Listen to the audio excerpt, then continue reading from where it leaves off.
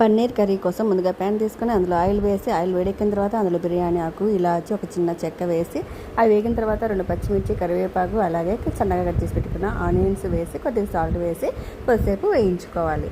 అవి వేగిన తర్వాత అందులో మనం ముందుగానే టమోటా ఆనియన్స్ జీడిపప్పు ఆయిల్లో వేసి వేయించుకొని గ్రైండ్ చేసి పెట్టుకున్న పేస్ట్ అనమాట ఇది వేసి అందులోనే కారపొడి ధనియాల పొడి పసుపు సాల్ట్ ఇవన్నీ వేసి కొద్దిగా వాటర్ వేసి బాగా వేయించేసి మూత పెట్టేసి కాసేపు వేయించుకుంటూ ఉండాలి, మధ్య మధ్యలో కలుపుకుంటూ. ఇలా కలుపుకోవడం వల్ల అడుగు అనేది అంటదనమాట.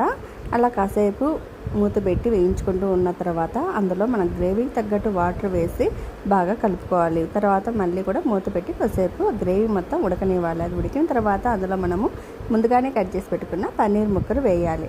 కానీ నేనైతే ఈ వీడియోలో పన్నీర్ ముక్కలు కట్ చేసి పెట్టుకున్నాను, కాకపోతే కర్రీలో వేసేటప్పుడు వీడియో తీయలేదండి, మర్చిపోయాను. ఇలా ఎంతమందికి జరుగుతూ ఉంటుందో చెప్పండి, వీడియో తీసేటప్పుడు కొన్ని విషయాలు మర్చిపోతూ ఉంటాం కదా.